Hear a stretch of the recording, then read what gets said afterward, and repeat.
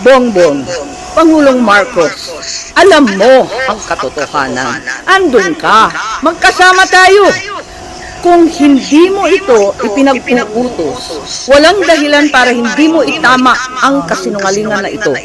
Huwag mong konsintihin ang mga politikong ginagamit ang sinungaling na si Madriaga. Yun lang po.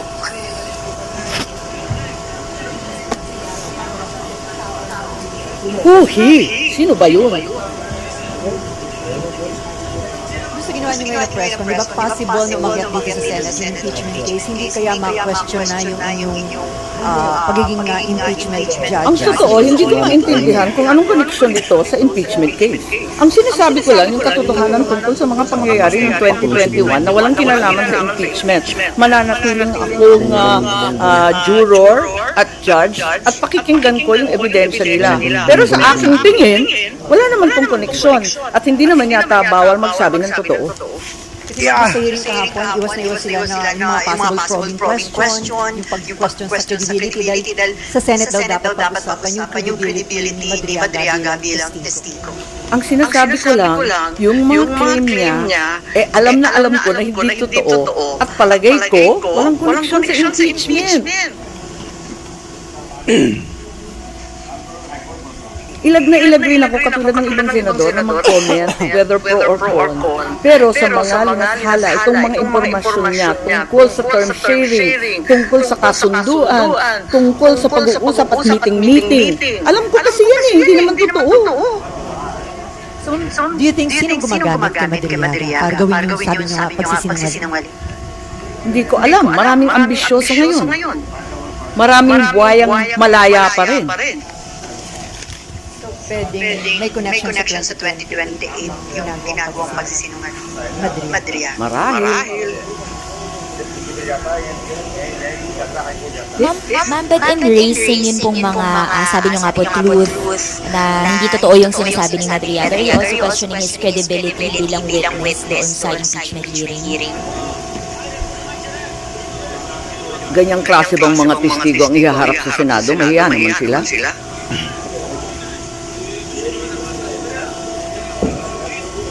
But yung kahapon po na hearing, yun nga po as mentioned earlier, iwas po yung mga congressman daw na pag-usapan yung credibility. Meron pa pong na-strike off the record ng mga comments about credibility of Madriaga. Do you agree with that? Pasensya, hindi ko napakinggan yung hearing kahapon dahil may hearing rin tayo dito yung tungkol sa Roblox.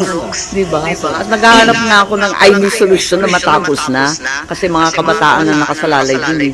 Pero yun nga, binalita sa akin na kung ano-anong claim, dinawit pa yung pangalan ko, dinamay pa kami na hindi naman na totoo. Talagang kinailangan talaga na tuwirin itong kabugtutan. Yes?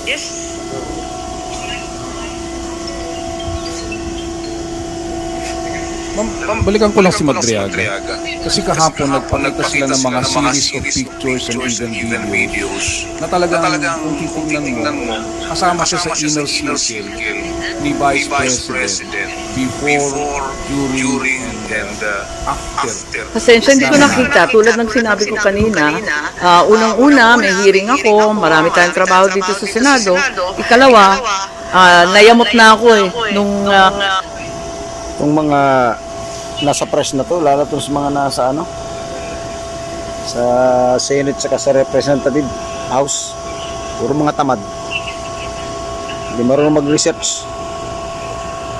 Andiyan na yung nangangalat na yung mga ebidensya na nagsisinungaling. Ganun pa rin ang tema ng mga usapin. kung ano-anong pinagsasabi tungkol sa akin Hindi ko nakita sa madaling sabi.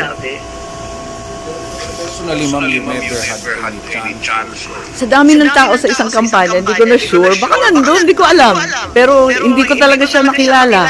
Ang nakita ko na lang, nagulat na lang ako, sino yung paiyak-iyak dyan? Ang drama yan. Bata ni Trilling, panibagong bikoy. In terms of credibility, sinasabi niya, ma'am, hindi lang siya dapat pakinggan. Wala akong sinasabi sa credibility. Ang sinasabi ko, incredible yung sinasabi niya. Kasi nandun ako alam ko, wala naman siya doon sa mga usapin namin. Hindi naman siya kasali sa GC. Going back lang doon kay PRR. Paano nyo na pahupa yung nakita naman natin na may galit pa rin si Presidente even during that time? Paano napahupa yung galit So, ni Danny. Pangulong Duterte at pumayag eventually doon sa unity? Nakisuyo kami sa mga kaibigan niya, pati kay Senator Bongo, pati kay sa kanyang ES. Nakisuyo rin kami kay Pastor Tibuloy na awatin na lamang kasi katandem na ng anak niya. Kawawa naman. Pumayag naman si Presidente Duterte. Pero wala na siyang magawa by then. Wala na mga kasunduan, term sharing na kalokohan. Tapos ni. Gutom ako rito kay Aim. Isa rin sa na-mention ni Madriaga, yung daw confidential fund ni VP Sara, in 11 days, 24 hours na 18 hours. How do you find it? Hindi ko alam, tulad ng sinabi ko, talagang hindi ko naman pinakinggan ng buo. Nabalita lang sa akin na binanggit ako. Hindi ko pa nakikita yung iba niyang sinabi. So wala kayong prejudge sa kanyang credibility. Doon lang talaga, doon sa tungkol sa akin. Kasi klarong-klaro talaga sa akin. Ang liwa-liwanag, ano? Nahanap ko pa yung telepono. Andito pa yung mga survey na tira-tira. Naku talaga naman. Babalik ta rin niya lahat yan. So you're appealing to PBBM na sana kung hindi siya nasa likod nito, itama niya yung kasinungalingan na yun ni Madrid. Oo, kasi magkasama kami. Alam niya yung totoo. Are you expecting him to say something about that? Sana. Ma'am, sa FB mo recently, parang sabi mo mga nananawagan sa'yo na sana ilabas yung medical bulletin na tunay na kalagayan ng kalusugan ng Pangulo. Pero after that, parang that the same day yata, nagpakita si Presidente, nag-jogging, jumping jack, and then mga challenge pa niya yung mga tao na nagsasabing may sakit siya na sumama sa kanyang mag-gym at magbuhat. Hindi kami nagkikita, tama yun. Kaya ang dami nang nangungulit sa akin. Oy, pagtapat na ninyo yung nangyayari kay Presidente. Sabi ko, sa kasamaan pala, di naman kami nagkikita. Mukhang isang taon niya. Kaya hindi ko masasabi. At wala naman doktor na humaharap at nagtatapat ng medical bulletin. Ang alam ko, yung alam din ninyo. Pero kung gumagaling na siya, magpapasalamat ako. So doon sa nakita mo mukhang okay na siya. Ma'am, sa tingin niyo? Hindi ko alam. Kasi puros video lang katulad ninyo ang napapanood ko. Ratul Sakar, oh. Ayo. Ito. Nag-e-effort yung aking mga anak. Wala naman sinasabi. Okay daw. Yes po. Yun lang po sinabi ni Madriaga na about term sharing. Ano po sa tingin yung motive? Bakit itong Hindi ko alam. Wala nga sense Talagang kabulas ko din Bakit magti-term sharing? Samantalang nagmamakaawa na kami na si Sara mag-presidente. Makikishare pa ba naman yun? Anong kalokohan yan? At tulad ng sinabi mo, anong pakay nun? Anong purpose? For what ang term sharing? Ang ini-imply ba niya na nanggugulo mga Duterte kasi hindi na isatupad yung term sharing agreement? Yung ba ang implication? Hindi ko alam. It's all speculation on my part. I have no clue. I don't know the guy. Huhi na huhi ako dyan.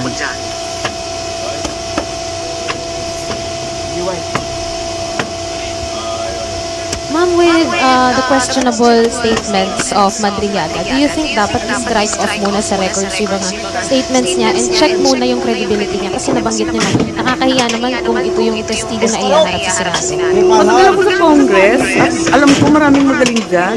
Sila nang bahala kung anong gagawin. Pero tulad ni Tanya Gaisano Lee na painter, na pinabulaan din yung tungkol sa painting na hindi sa scholar na taga Laguna, kundi isang tumataginting na Gaisano pa, talagang maraming hindi totoo. Nag-statement din si VP Sara tungkol sa bar exam niya. So, ako, magdadagdag lang ako ng alam ko. Kung anong gagawin ng Kongreso, nasa sa kanila yan. Saan yung ginagawa po ba ngayon ng HOR dito sa impeachment proceedings? Sa tingin niyo po ba dapat dito sa Senate ginagawa kasi may presentation of evidences na po and witnesses sa HOR ngayon po? Hindi ko alam, may nagsasabi na parang mini trial. Pero Congress has its own rules, may sarili silang patakaran, Mr. Abdurrahman. may sarili silang pinatutunguhan. So ma'am, kapag Abdurrahman mo, umakyat Jun. dito sa Senate yung impeachment case against VP Sara, pagdating sa punto na yun, i-confront niyo si Madriaga. Hindi ko masasabi yun kasi talagang hindi ko pa rin masala kung paano yung collection sa impeachment nito. Ako eh. Kung na tayong forklift. Ma'am, dun sa huling part nung ano nyo kanina, Mugta. challenge kayo Yun, or mugta. kayo Mapi kay mugta. BBM to speak up, to tell the truth po. Ano po yung particular po dun sa yung negotiations po na i-kontra nyo, ibabangga kayo dun sa Ay, statement sada ni mapikoy. Madriaga? Sinabi ko na di ba, yung turn sharing, yung November 21, yung mga kinumbinsi, natatakbo. Wala namang kinalaman si PRRD doon. Yung parang sinabi nyo rin kanina, national statement si BBM na dinideny niya na yung term sharing po. Doon kanina. Yun ang statement ng 2021. 2021. Yan ang si Dario. Oo. Ang media rin naman ang naglabas. Yun nga, yun lang naman. Ma'am, during the negotiation po, hindi parang si Pangulong Digong blindsided po ba siya? And si BBM Wala kaming, all the way alam wala kaming negotiation kay PRRD. Nabulagta na lang yung matanda. Kasalanan namin yun, totoo. Wala siyang kaalam-alam. Info ko ba kung sino ang handler? Handler nino. Malay ko. Ma and pa. Pakialam ko. Pero the mere fact na aminado siya na kaya niya ginawa ito, nagalit siya dahil kinusunan siya ng kidnapping ni Ay, wala rin akong pakialam sa Attorney Roque, angst at niya. parang sa malog mo dahil mas kinabugan si Roque. Mukhang marami siyang problema. So may motive siya, ma'am. Hindi ko alam, marami siyang problema. Hindi ko alam. Hindi ko siya kilala. At